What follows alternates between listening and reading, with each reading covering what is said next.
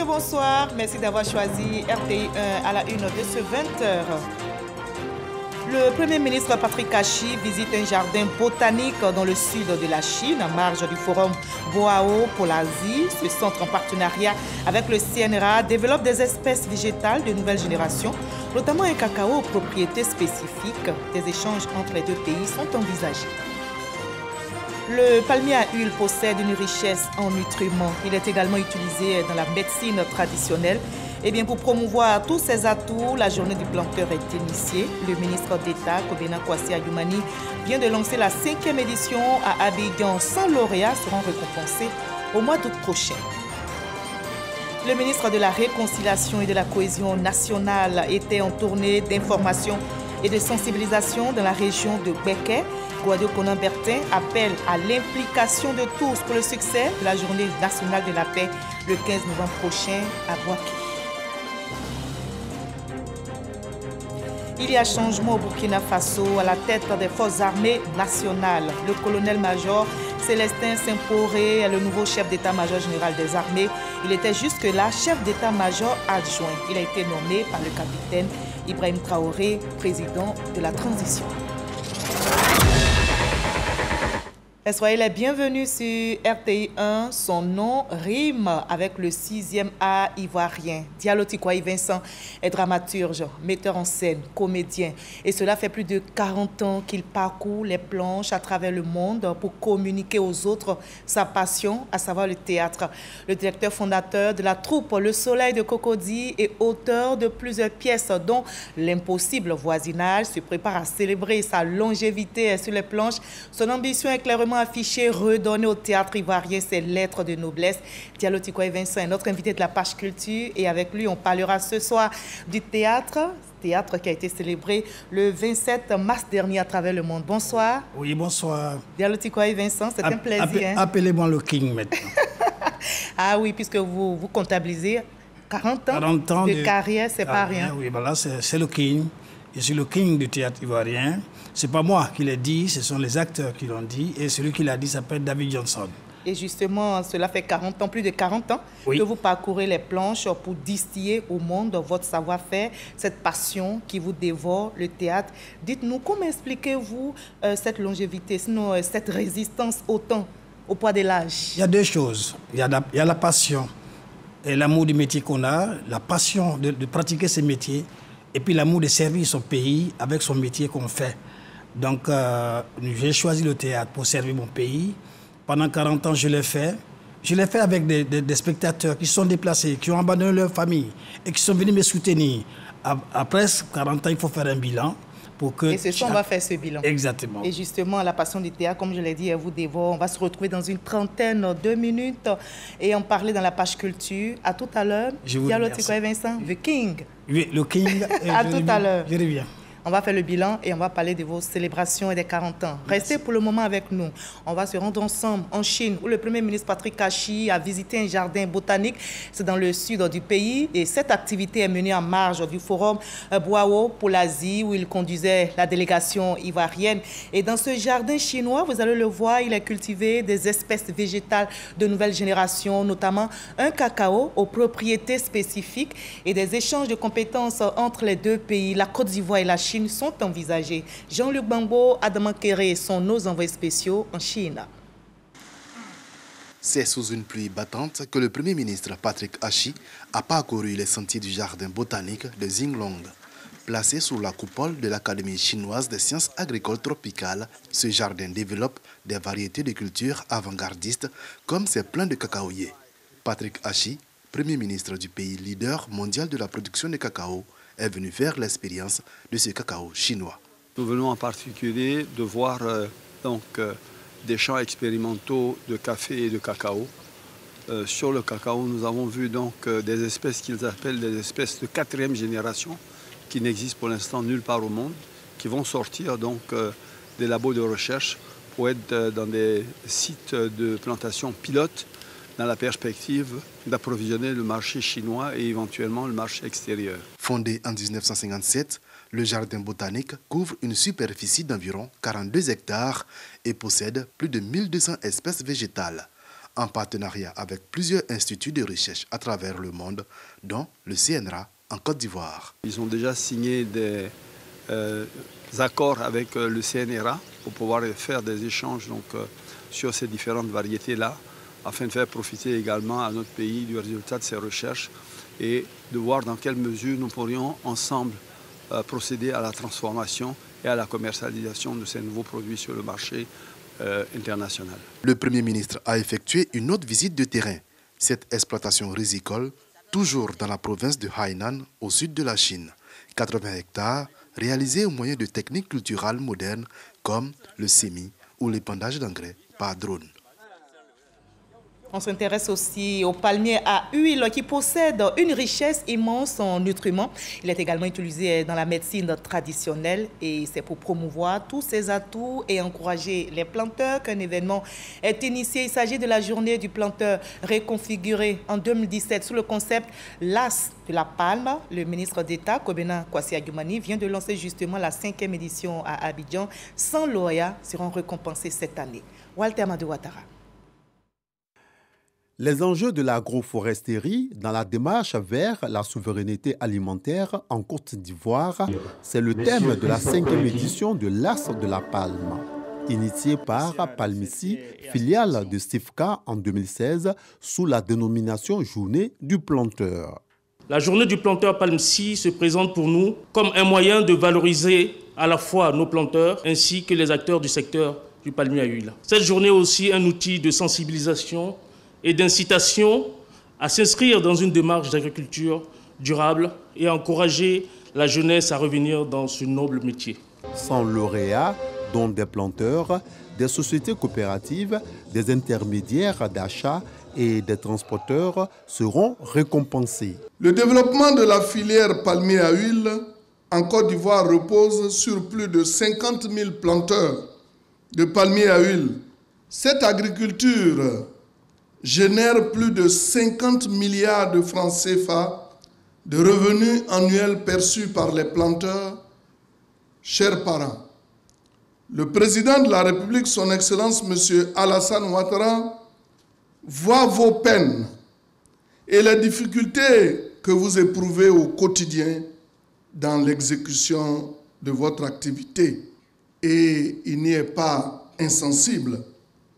C'est pourquoi, à travers son gouvernement, il encourage et favorise toutes les initiatives prises en faveur, bien sûr, de votre bien-être et de la valorisation de votre travail. Après Aboisseau, Divo, Grand Laou et Bonois, la 5e édition se tiendra sur 2 jours au mois d'août 2023 dans la région du Bassa Central. Au moins 10 000 visiteurs sont attendus. Autre événement de taille qui capte l'attention, c'est la tenue en juin prochain de la 4e édition du Forum international du logement social économique et standing à Abidjan. L'annonce a été faite par le président de la Chambre nationale des promoteurs immobiliers et constructeurs agréés de Côte d'Ivoire. Il veut apporter une réponse claire à la question de la flambée des prix dans le domaine foncier, nous rapporte Lansini Bakayoko. Le diagnostic fait par la Chambre nationale des promoteurs immobiliers et constructeurs agréés de Côte d'Ivoire inquiète. Selon son président, Sidiki Sangaré, les prix du logement et du foncier ont augmenté de 70 à 80%, le prix du terrain étant presque équivalent à celui du bâti dans la constitution du coût du logement. Dans une telle situation, l'accès au logement pour tous, logement privé ou public, en location ou en accès à la propriété, ne peut se faire sans une intervention des pouvoirs publics. Cette intervention peut prendre de multiples formes. Aide à la personne, subvention constructeur, action foncière, organisation du système financier, prêt à taux réduit. Cette rencontre qui aura lieu du 15 au 17 juin prochain à Abidjan vise à trouver une solution à la problématique du financement de l'accès au logement en Afrique. Il s'agit de promouvoir les logements abordables pour tous les citoyens afin de résorber le déficit de logement, notamment en Côte d'Ivoire. C'est une urgence parce que l'éducation à l'achat du logement, à l'accès au logement, au financement, tous ces aspects-là il faut qu'il y ait une ambition pour les jeunes. Si vous avez une ambition pour les jeunes, c'est sûr que les projets vont marcher parce que les jeunes, c'est le présent et c'est l'avenir. Le président Alassane Ouattara a fait du logement social une priorité de son gouvernement avec un objectif de 150 000 unités. Cette édition des Philos met en avant l'accessibilité de la jeunesse aux logements sociaux et à la production de logements de qualité. Plus de 20 000 participants sont attendus à Abidjan. Le ministre de l'Enseignement technique, de la formation professionnelle et de l'apprentissage, Kofi Nguessan, vient d'échanger avec une délégation du réseau africain des institutions et fonds de formation professionnelle. Ils ont évoqué l'harmonisation des formations techniques et professionnelles dans la sous-région. Issa Tchonayeo. Rendre dynamique l'enseignement technique et professionnel de la sous-région. Faire en sorte que les compétences puissent s'exprimer dans les différents pays sans aucune barrière. C'est le vœu cher au réseau africain des institutions et fonds de formation professionnelle, RAF PRAO. En prélude à l'Assemblée générale ordinaire de ce réseau, dans quelques semaines, des membres se sont retrouvés à Grand Bassam pour échanger et partager leurs expériences. Il est donc important que les États membres de RAFPRAO puissent s'unir, puissent mettre ensemble des stratégies communes pour le développement de la formation professionnelle. La formation des jeunes est une préoccupation majeure pour le président de la République, Alassane Ouattara, et son gouvernement. En cette année déclarée, année de la jeunesse, le chef de l'État soutient le programme de l'Académie des talents et l'école de la deuxième chance. Des synergies d'action doivent être menées effectivement sur plusieurs aspects. Nous avons convenu de faire en sorte d'harmoniser nos pratiques de manière à ce que des organismes de formation, des cabinets de formation qui travaillent dans tel ou tel pays puissent avoir les mêmes habilitations, les mêmes agréments au sein de sur l'espace. En marge du séminaire de Grand Bassam, une délégation du bureau du RAF PRAO est venue rencontrer le ministre de l'Enseignement technique, la formation professionnelle et de l'apprentissage, Kofi Nguessan. Nous avons exprimé nos préoccupations. Le ministre nous a fait l'honneur de nous dire un peu quelle est sa vision justement de la formation professionnelle et de l'intérêt qu'il y a justement à former les ressources humaines. Nous en sommes plus que stupéfaits face à la démonstration. Tous les pays membres de ce réseau ont les mêmes types de problèmes. Et chez nous, nous avons expliqué la vision du président de la République, son Excellence M. Alassane Ouattara, qui a fait de l'année 2023 l'année de la jeunesse.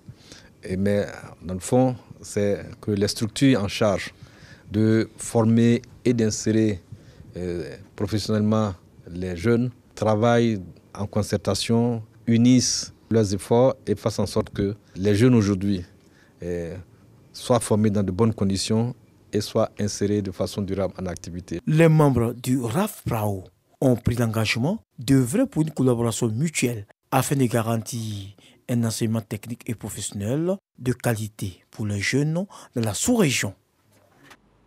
Et nous partons à présent pour la ville historique de Grand Bassam qui a abrité récemment la cérémonie d'inauguration de la bibliothèque Marie-Irène Richemont Awa et la remise de livres et d'ordinateurs à l'établissement Notre-Dame des Apôtres. L'initiative est de la Fondation L'Univers des livres, de la lecture et de la dictée.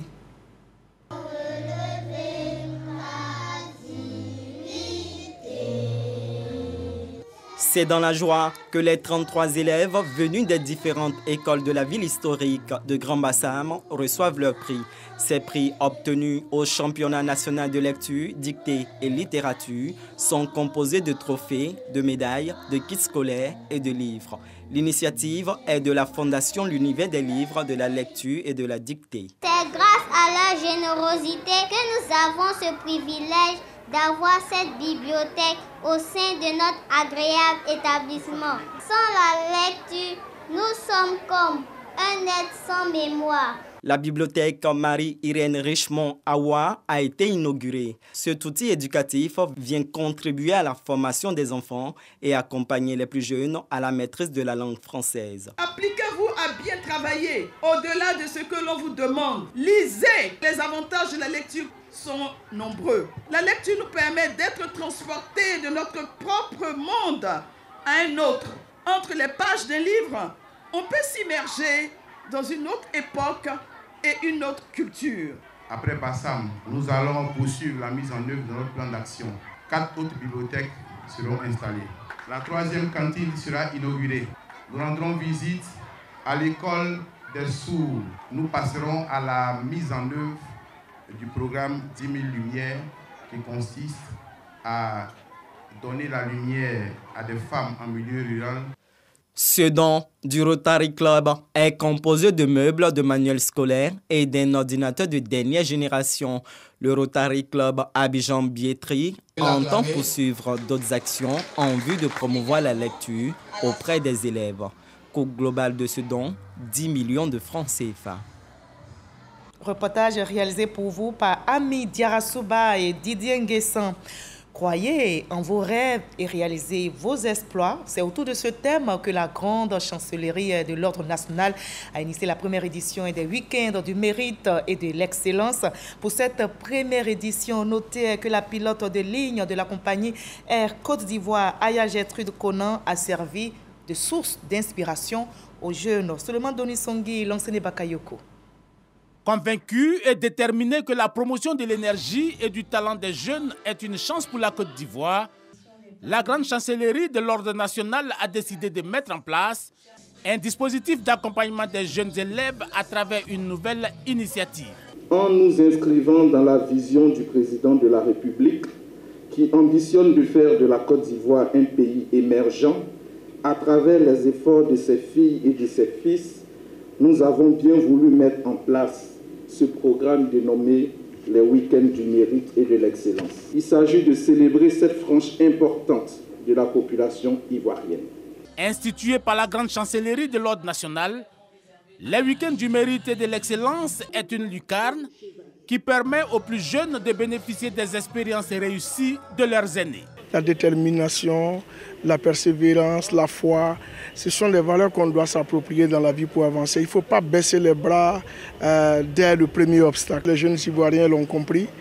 Toute une année qui leur a été dédiée, ça veut dire qu'ils sont au cœur des priorités du gouvernement. C'est une belle plateforme et c'est une très belle initiative et c'est tout à l'honneur de la grande chancellerie. Invité spécial à ce premier numéro et exerçant dans un corps de métier fortement concurrencé par les hommes, Aya Conan témoigne du secret de sa réussite. C'était mon rêve d'enfance, de petite fille. J'ai toujours voulu faire ce métier, donc je ne pouvais que mettre les moyens de mon côté pour atteindre mon objectif, tout en continuant de travailler de manière acharnée et en osant rêver toujours grand. Ce programme exhorte la jeunesse ivoirienne à épouser les valeurs de mérite et de l'excellence en vue de l'édification d'une nation compétitive dans un monde de rude concurrence. Et voilà des exemples qui inspirent, des exemples à suivre et on ne peut réaliser ses rêves que quand il y a la paix. Justement, le ministre de la Réconciliation et de la Cohésion nationale était en tournée d'information et de sensibilisation dans la région de Béké. Kouadio Konan Bertin appelle à l'implication de tous pour le succès de la journée nationale de la paix qui sera célébrée le 15 novembre prochain de façon officielle à Bouaké. Charles Tatou. Sakassou, siège du royaume baoulé. Le ministre de la Réconciliation nationale y est allé pour l'annonce de son projet de paix, à savoir la célébration de la journée nationale de la paix du 15 novembre prochain qui a pour cadre la ville de Bouaké, capitale de la région de Béké. Ici, Kouadio Konan Bertin a usé de la méthode employée à Bouaké pour informer et sensibiliser les populations à la paix. Tous les chefs des 72 villages sont venus dans le bois sacré dont nous sommes parlés. Maintenant, nous allons finir avec les communautés. Le message a été unique. Donc, nous sommes venus, nous avons trouvé une population qui a bien accueilli le projet, l'idée de cette journée de la paix dans le Béké. Et je suis presque confiant pour dire qu'ils vont déjà s'activer pour nous réserver un bon accueil. Nous allons nous préparer pour être à ce rendez-vous. Et pour y être, il faut apaiser les cœurs. Le ministre de la Réconciliation nationale a bouclé sa tournée de paix à Sakassou, attendant beaucoup des populations de la région de Béké pour le succès de la célébration de la paix le 15 novembre prochain. Et dans cette ambiance paisible, la Côte d'Ivoire, notre pays, se prépare pour les élections municipales et régionales. Dans la région de la Bagoué, le ministre Bruno Koné-Nabagné a été désigné pour défendre les couleurs du RHDP pour les régionales. Le ministre Bruno Koné-Nabagné sillonne actuellement la région pour porter la nouvelle à ses parents et surtout appeler à la paix et à la cohésion. Le candidat RHDP aux élections du Conseil régional de la Bagoué rencontre les cadres et élus de la région. Après les jeunes, les chefs de communauté, les opérateurs économiques, c'est au tour des cadres et élus d'être mis en mission par Bruno Nabagné-Koné pour être des ambassadeurs de sa candidature dans la région. À cette rencontre, il a prôné l'union des filles et fils pour l'intérêt et le développement de la région de la Bagoué. Dans la région, nous avons rencontré diverses couches de la population et il est important qu'à Abidjan également nous rencontrions les cadres et la diaspora de la région. En réalité, c'est déjà pour fraterniser, échanger sur les questions qui concernent la région et en particulier échanger sur la désignation par le RHDP de son candidat aux prochaines élections régionales et requérir l'adhésion de tous ces cadres. Les cadres ont accueilli la présentation de la candidature du ministre Bruno Koné avec joie et se sont engagés à apporter leur contribution à la cohésion et la paix, gage de développement. Nous savons qu'il fera le consensus de tous. Il va réconcilier la région, il apportera le bonheur à la région. Je suis très ravie. Avec ce qu'il vient de dire aujourd'hui, je pense que la Bagoué a beaucoup de chances d'aller de l'avant. Au-delà de son programme, de ses ambitions pour la région qu'il nous a présenté, Monsieur le ministre a effectivement lancé un message fort en faveur de la paix, de la cohésion et de l'union des filles et des fils de la région de la Bagoué. Plusieurs questions de développement ont été abordées, notamment celles de la santé, de l'autonomisation de la femme, de la réduction de la pauvreté et de l'amélioration des conditions de vie. Le ministre Bruno Koné a par ailleurs encouragé les acteurs locaux aux actions pour l'autonomisation de la femme. Voilà un reportage réalisé pour vous par Laure Goretti et Patricia Oumou-Etia. Au PPACI, on est aussi actif. Le président de ce parti, Laurent Gbagbo, a rencontré cet après-midi les jeunes de Côte d'Ivoire et certains venus de pays d'Afrique de l'Ouest. Le premier porte-parole du PPACI a dévoilé sa vision à ces jeunes et évoqué des sujets d'actualité, nous rapporte Éric Goré. Selon les organisateurs, cette rencontre est un cadre d'échange avec la jeunesse ivoirienne et panafricaine pour lui inculquer les valeurs du civisme. Il essaie de comprendre pourquoi la jeunesse ivoirienne se noie dans la mer en voulant coûte que coûte arriver en Europe. Laurent Gbagbo, conscient de cela, a décidé d'avoir un dialogue direct avec la jeunesse. Laurent Gbagbo assis, en face de lui, un jeune. Quand l'heure arrive pour le président du PPACI de prendre la parole. Nous, les parents d'aujourd'hui, on leur dit allez à l'école. Mais ils vont à l'école, ils viennent avec des diplômes et ils dorment au salon. Donc, c'est pour causer et les connaître. Et connaître leurs problèmes et la nature de ces problèmes-là pour chercher à leur trouver des solutions. Au sorti de cette cérémonie, militants et responsables du PPACI se disent heureux. Il est toujours resté démocrate, il est toujours resté ce qu'il est. Et je suis très fier du discours du président Laurent Gbagbo. Et aujourd'hui, nous sommes avec la jeunesse, dans laquelle Gbagbo donne la parole à ses enfants, de discuter face to face avec lui. Une communion, une communication, une communion avec sa jeunesse. Et je pense que ça va dans le droit fil de ce qui s'est passé hier à Figayou. En prélude à cette rencontre avec les jeunes, Laurent Gbagbo était hier à la place Figayou. Fini le mois de mars, nous sommes le 1er avril aujourd'hui et hier, un mois au cours duquel le président de l'Assemblée nationale était donc aux côtés des chrétiens et musulmans de la commune de Yopougon. Mois de mars, mois de partage à la faveur du carême chrétien et des jeunes musulmans qui se poursuit d'ailleurs. Adama Bictogo a sillonné les différentes communautés religieuses de cette commune pour des dons. Dernière étape de cette tournée, c'était donc hier vendredi avec la communauté catholique de Yopougon. Michel Digré. Des dons aux chrétiens catholiques du diocèse de Yopougon pour entamer la semaine sainte. Vous avez su être proche de vos populations. Mais vous savez, nous sommes très touchés par ces genres de gestes qui vous rapprochent de ceux dont ensemble nous avons la charge.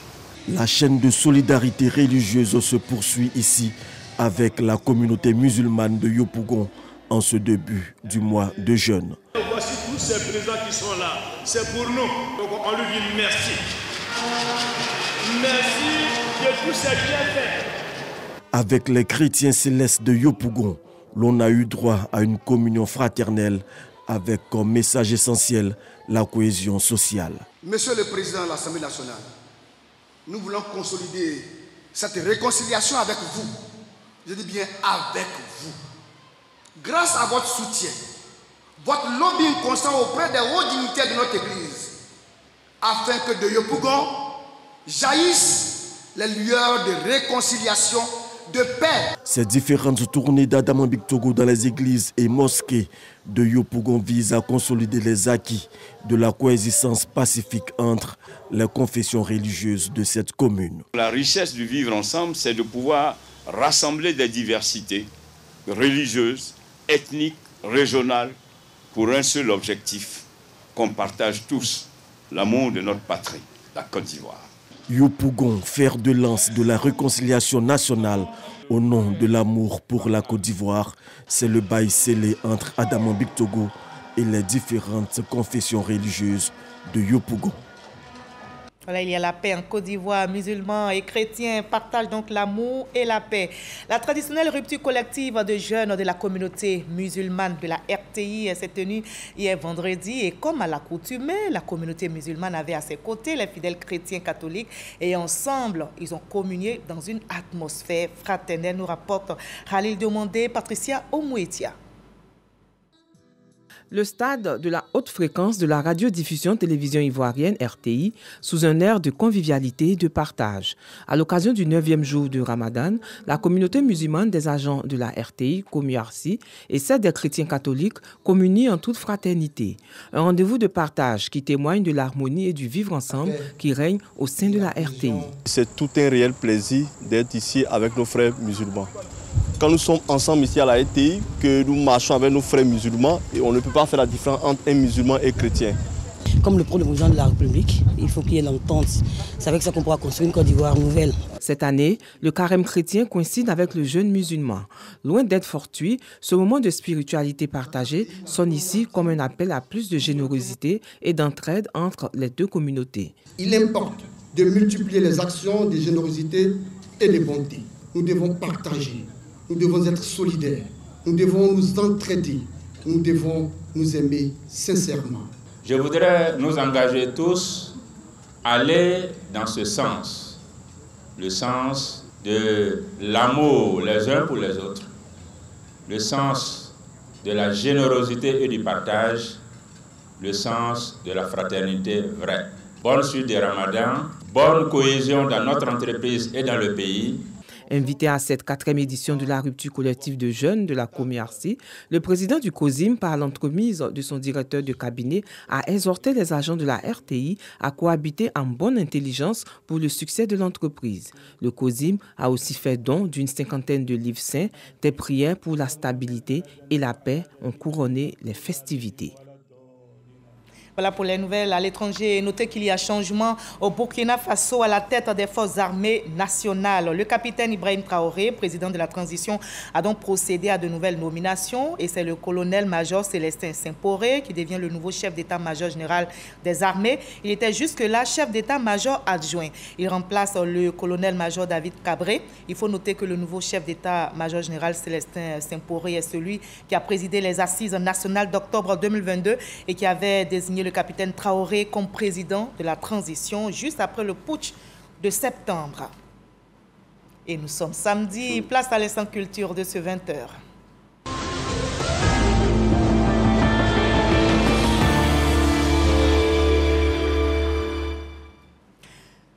Françoise Remac, ministre de la Culture et de la Francophonie et l'ambassadeur de la Côte d'Ivoire en France ont récemment présidé l'exposition des œuvres de l'artiste peintre espagnol Antoni Calvé, des œuvres hors du commun réalisées en marge des arts traditionnels africains. Et cette exposition s'est tenue dans la commune de Cocody. Serge Pakomdidi, Patricia Omouitia.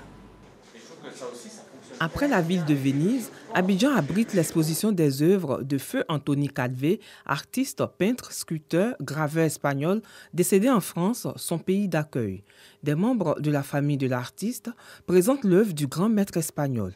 Esprit guerrier est le thème choisi de cette exposition qui se tient à l'initiative de la Fondation Donvaï. En regardant cette exposition, qu'on retrouve des expressions d'artistes contemporains africains. Il y a un dialogue qui s'établit, il y a vraiment une vraie universalité. On est très content que cette sélection d'œuvres vienne à Abidjan, en Côte d'Ivoire. C'est la première fois qu'on amène Clavé en Afrique et pour moi c'est très important. Ce qui me fascine